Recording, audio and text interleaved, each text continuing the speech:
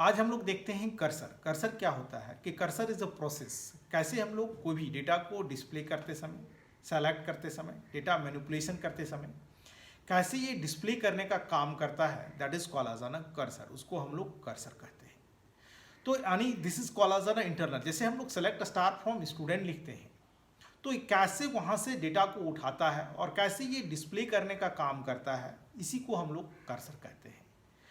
तो चलो हम लोग देखते हैं कर्सर के प्रोग्राम को लिखते हैं कैसे हम लोग लेते हैं। तो सबसे पहले यहाँ पर स्टूडेंट टेबल ऑलरेडी हम लोग एक क्रिएट कर चुके हैं।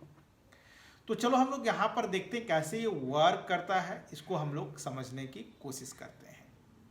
अब यहाँ पर हम लोग लेते हैं स्टूडेंट टेबल, हम लोग से रजिस्ट्रेशन नंबर को हम लोग ने एज इट इज जिस टाइप का है उसी टाइप का हम लोग ने वेरिएबल को ले लिया। नेम यानी स्टूडेंट टेबल में जिस तरह का नाम है उसी तरह का हम लोग ने ले लिया, और डेट ऑफ बर्थ जिस टाइप का उसी टाइप का हम लोग ने यहाँ पर डिक्लेयर कर लिया। कर्सर हम लोग ओपन कर लिए। यहाँ पर कर्सर को क्रिएट करने का काम किए। Select registration number, name, date of birth from student table से बिगिन ओपन कर्सर। कर्सर का हम लोग एस स्टूडेंट नाम रखा है, लूप चलाए। अब फेच, वहाँ से हम लोग फेच करने का काम कर रहे हैं रिकॉर्ड को। तो एस स्टूडेंट अब यहाँ से उठाने का काम कर रहा है। As student into RN, as name और as date of birth. When exit, when जब हम लोग कर्सर नहीं मिलेगा तब हम लोग वहाँ पर एग्जिट कर जाएंगे। और उसके बाद हम लोग DBMS जो मैसेज को प्रिंट करना चाहते हैं उसको हम लोग यहाँ पर प्रिंट कर रहे हैं, और यहाँ से फिर हम लोग लूप को क्लोज करने का काम कर ले रहे हैं। अब चलो बच्चों हम लोग देखते हैं, ये तो हम लोग ने लिखा प्रोग्राम को। अब हम लोग देखते हैं कैसे ये वर्क करता है, इसको हम लोग समझने की कोशिश करते हैं। तो चलो हम लोग यहाँ पर देखते हैं, इसमें गए हम लोग। अब चलो हम लोग प्रोग्राम को लेते हैं, ओपन कर लिया। अब चलो इस प्रोग्राम को हम लोग यहाँ पर लिखने का काम करते हैं। डिक्लेयर RN, हम लोग जो स्टूडेंट टेबल से डॉट हम लोग रजिस्ट्रेशन नंबर परसेंट टाइप ले लिया। हम लोग ने एस नेम, स्टूडेंट टेबल से नेम टाइप ले लिया। एस DOB, हम लोग ये स्टूडेंट टेबल से DOB परसेंट टाइप ले लिया। अब यहां पर हम लोग लिखते हैं cursor, cursor S student is, हम लोग ने लिख लिया, कर्सर को डिफाइन कर लिए। अब लिखते हैं select registration number comma name comma DOB from student begin. Begin हम लोग ने कर लिया यहाँ पर।